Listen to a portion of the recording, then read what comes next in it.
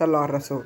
دلوقتي انا جايبه كيلو بسارية اهي معايا اهي، بس المهم ان انتوا ما تغسلوهاش. انا هخلل نصها بس، هوريكم هتتخلل ازاي. انا دلوقتي حاطه شويه ملح في القعر اهو، ودلوقتي هرص اهو واحده جنب واحده.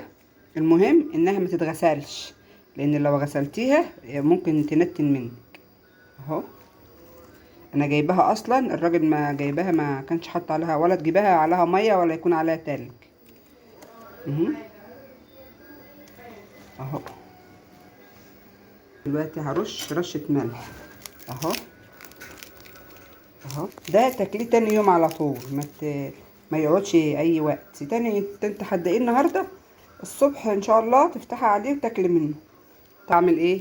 انا جبت كيس لبن اهو نضيف، هعمل كده لازم اكتمه كله، اكتم العلبه بحالها كده، ما يبقاش فيه منها حاجه باينه اهو. انا حطيت الكيس، حطيت فوق الكيس ورقه كراسه، اي ورقه. بعد كده هقفل عليه بقى بالجامد كده اهو. المهم تكتميه علشان ايه ما يبص. دلوقتي انا جايبه نص كيلو بدنجان ابيض، انا هقوره واعمله معاكم ازاي تخزنوا البدنجان. يعني لما يبقى البدنجان رخيص ازاي تجيبوه وتخزنوه يقعد عندكم سنه.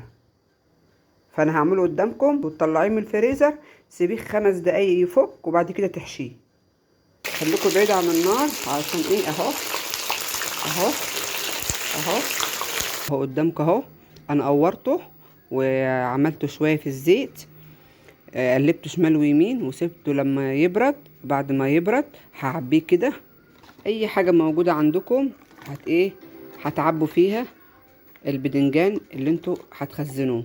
وقبل ما تيجي تطلعيه هتطلعيه قبلها ب3-4 دقايق وبعد كده تحشيه. تخزينه سهل وما بياخدش وقت اهو، وما خدش وقت معايا. والبدنجان دلوقتي رخيص وحلو،